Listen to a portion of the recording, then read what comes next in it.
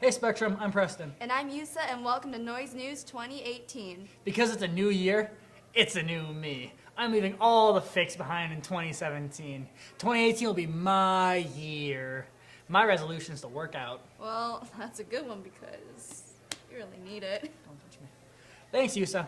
Anyways, the end of the semester is coming up on January 12th. We're almost halfway there, guys. That's right, and that Friday is an early release day, and Monday the 15th, we don't have school. That's awesome. Yes, it is. Now we just have to stay healthy and get through finals. Oh, yeah, finals.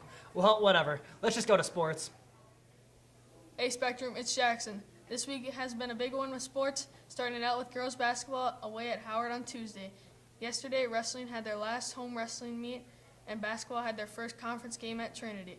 Today, the girls also played Trinity at home, so come out and support them. That's all the sports we have for you today, Spectrum. Now watch this commercial.